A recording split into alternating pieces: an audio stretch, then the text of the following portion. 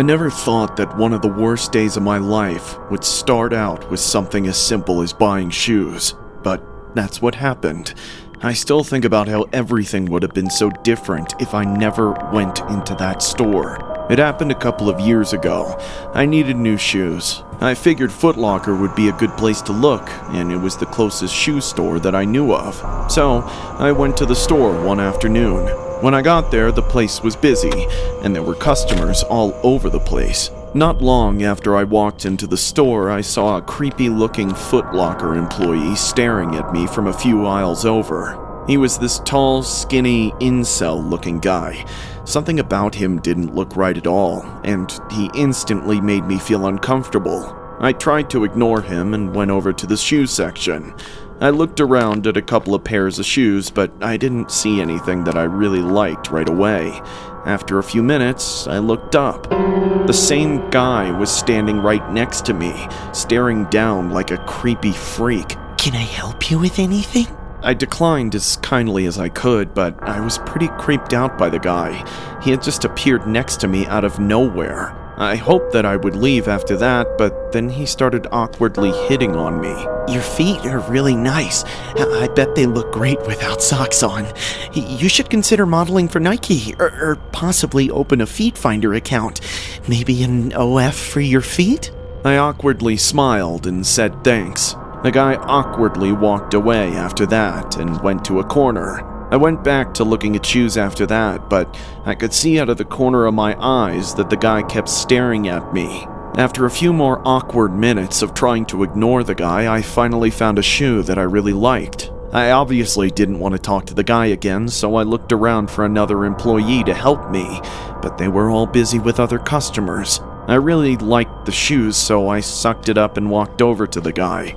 His eyes followed me all the way across the store as I walked towards him. "Excuse me, could you check to see if you have my size in these shoes?" The guy stared at me for a few seconds and then said he would get my size from the back. He seemed happy to do it. I waited for a long time, but the guy still didn't come out. He was taking forever. I started to get pretty annoyed. After a few more minutes, I contemplated just leaving and going somewhere else. Then the guy suddenly appeared right next to me. "Sorry that took so long, but I think you'll find it was worth it." Okay, thanks." The guy held out the shoebox and stood there with a weird smile on his face. He looked sweaty, like he had trouble finding my size in the back room. I didn't want to be a prick, so I took the shoebox from him and went to pay. Of course, all the other employees were busy again, so he was the one who checked me out. I didn't make eye contact as the guy rang me up. He was starting to really freak me out. All I wanted to do was get out of there as quickly as possible. "You know, you've been my favorite customer this week." I ignored him and just paid for the shoes. As soon as I was finished, I grabbed the shoes and ran out of the store. I was so creeped out, but I was happy to be out of that place. I knew that I was never going back to that Foot Locker ever again. As I walked to my car, something really didn't feel right though, but I figured that it was just the whole experience that I had just had. I was excited to try on my new shoes, so I changed into them before I drove off. They fit great. I had only been driving for a couple of minutes when I started to realize that something felt off. My socks felt wet and sticky. I had no idea what it could be, so I pulled over to see what it was. I took off my shoes as soon as I pulled over, and my socks were definitely wet from something. Then I checked inside the shoes, and that's when I saw that the shoes were filled with a white, clear, sticky substance. It was all over the inside, and they both smelled like piss. I immediately put two and two together and felt sick. I couldn't believe what I was seeing. I called the cops and reported what happened, and they arrested the Foot Locker employee shortly after. When they found him, he was busy staring at some other woman from across the store. I was traumatized by the whole thing. I never felt like I could trust another store employee after that, and I haven't been to another Foot Locker since. This story was inspired by a creepy incident regarding a Foot Locker manager who had been accused of releasing bodily fluid into trainer shoes and handing them off to customers to try on before bragging about his sick behavior online. A Bromalia city center store manager in Brampton, Ontario allegedly climaxed into shoes before taking them out onto the shop floor. The allegations were made after a series of videos and photos were posted on social media by Darian Kidd of Mississauga. In the clips, he shared images of himself with no clothes on in the store's stockroom. Other clips included footage of him releasing inside a trainer before taking it out to a customer. FOOTLOCKER issued a statement stating, "FOOTLOCKER is committed to operating with the highest ethical standards, and this type of behavior is not tolerated. We are aware of the incident and are taking the appropriate steps to address the situation."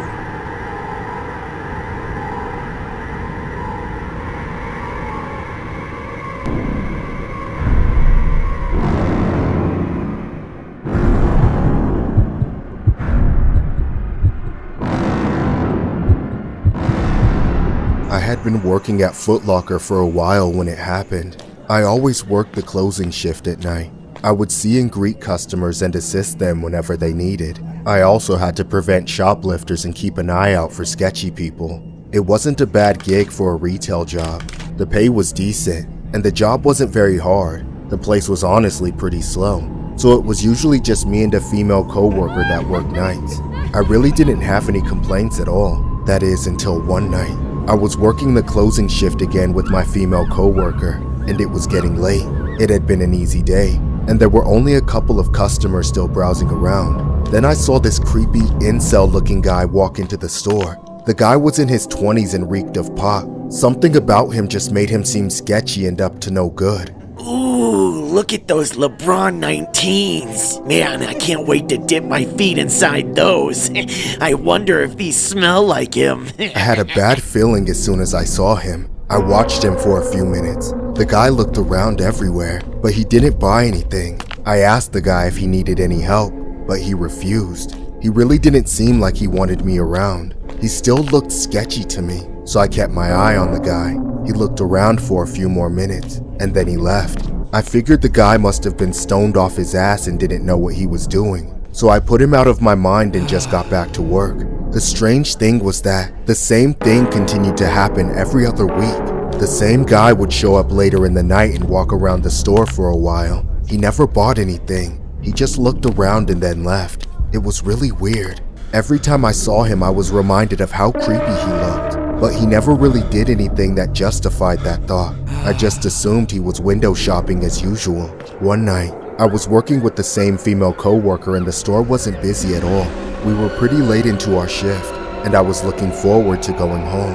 Then I saw the same creepy guy walk in. I decided that I was really going to keep an eye on him that night.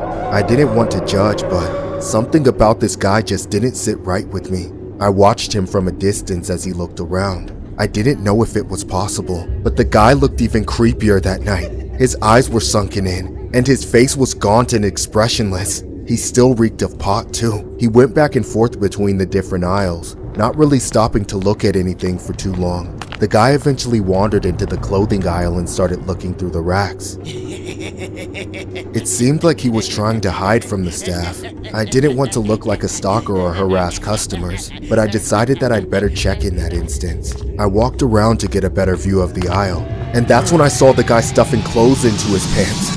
Hey, stop right there! I ran at the guy and told him that I was calling the cops for him stealing. The guy froze for a second, and then he tried to make a run for it. I then grabbed the guy's arm and tried to hold him, but he wouldn't stop trying to break free. Help! Somebody help me stop this guy! He's a thief! I kept screaming, but the only other person was my female co-worker. She ran to call security while the guy and I fought each other.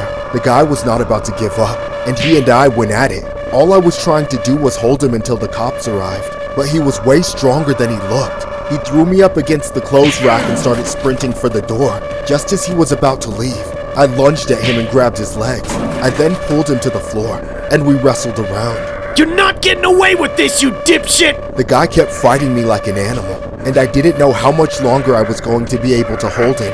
He was a complete lunatic. We rolled around on the floor, wrestling back and forth. Then finally, He stopped fighting me and let me pin him down. I was exhausted, and I couldn't believe that I had won. Now all I had to do was hold him there until the cops could take him away. I sat on top of the guy, panting out of breath. Then out of nowhere, the guy pulled out a knife and stabbed me in the neck. He then pushed me off of him and ran out of the store. I panicked and flailed about on the floor as I felt the blood flowing from my neck. I thought I was going to die. I lay there on the floor, not moving. I felt like I was going to black out at any second, but I watched as the staff from the other stores came running out to apprehend the guy. They somehow managed to grab him and get the knife away before he hurt anyone else. Security arrived a few seconds later and arrested the guy. I've been traumatized by that night ever since. It was some time before I was able to go back to work, and even then, I felt nervous every time I saw a new customer. Some nights I could have sworn that I actually saw the guy again, and each of those times, I could feel his cold blade piercing into my neck. This story was inspired by a horrific FOOTLOCKER incident regarding a young man working at one of Winnipeg's busiest shopping centers who was pierced in the neck while trying to stop a shoplifter on Thursday evening, witnesses say. The employee was working at the FOOTLOCKER store on the second floor of Polo Park Mall when he confronted a male trying to steal several articles of clothing. Melvina Guibauche and her husband, Dakota Guibauche, were paying for purchases at the store when they heard an employee yelling that someone had been caught shoplifting. They say the situation was calm at first, with employees blocking each of the store's 2 exits while they waited for security to arrive. But Dakota said that all changed when the alleged shoplifter pulled out a knife and tried to make a break for it. He says he saw the suspect hit the victim in the neck with the weapon as he tried to get out of the store. The couple says employees were able to disarm the attacker and hold him until security arrived. Police say they were called around 8:30 p.m. to the mall and arrested the suspect. The victim was taken to the hospital in unstable condition, but has since been upgraded to stable. The suspect was charged with robbery and the attack.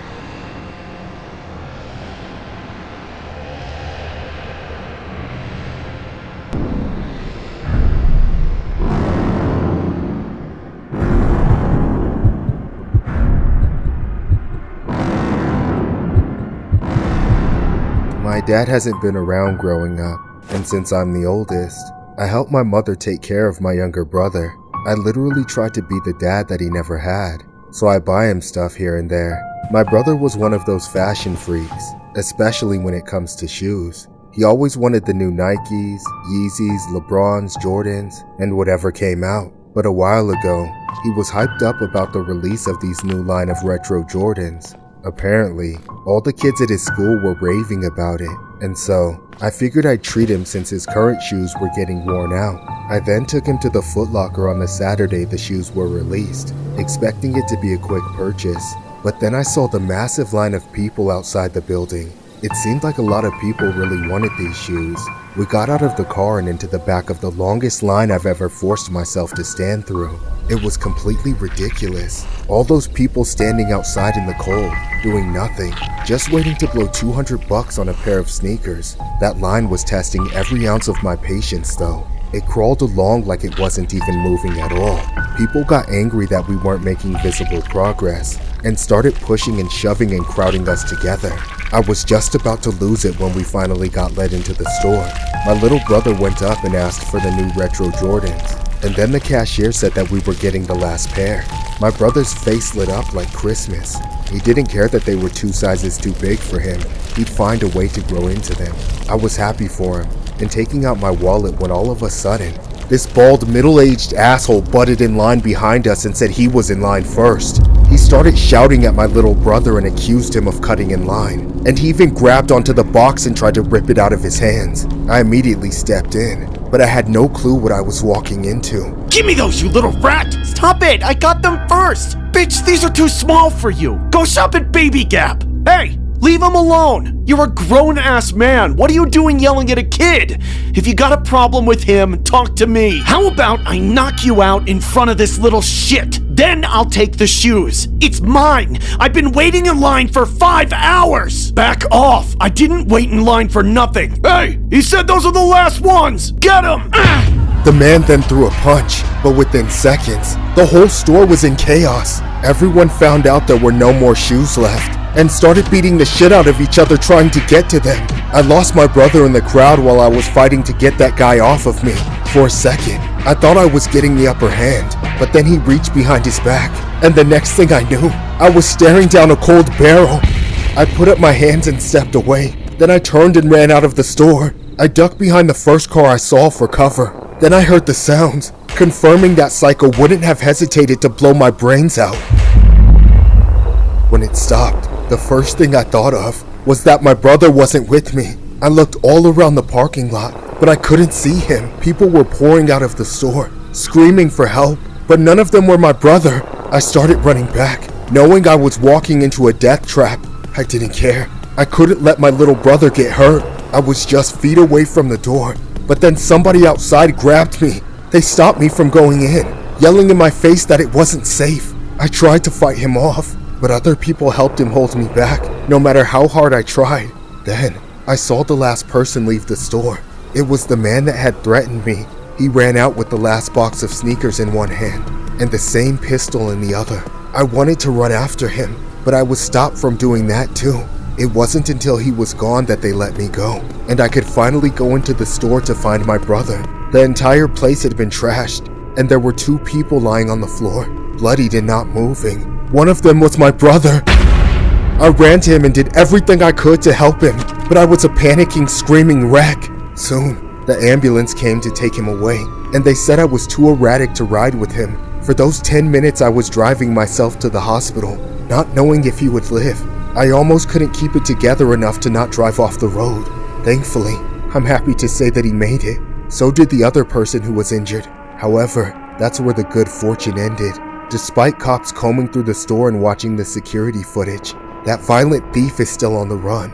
I still run this day back in my head all the time, thinking about what I could have done to better protect my brother, and what I might do if I ever see that man again. I hope for everyone's sake that never happens, which is just one reason why I'll never go to FOOTLOCKER again. This story was inspired by a disturbing incident regarding a fight over a pair of new Nike Jordan 2 Retro Winged shoes, which ended with a slaying at the suburban Minneapolis FOOTLOCKER, wounding 2 people during the Saturday morning sale. The shoes, which was worth about $200, went on sale Saturday, sparking multiple disturbances throughout Minneapolis and Madison, as people hoping to score a pair of Michael Jordan's new line of sneakers found there wasn't enough to go around. A scuffle then broke out among a crowd of 60 customers after learning the store had only 10 pairs left. Cops were already at the strip mall when a melee inside the store spilled out into the parking lot. A witness said, "It was absolutely crazy. I heard police screaming, 'Get down, get down.'" Shoppers darted for cover as witnesses outside FOOTLOCKER heard loud bangs ring out. 2 victims were injured, but are expected to survive, authorities said. As for the suspects, it has been unknown whether they have been caught or even identified.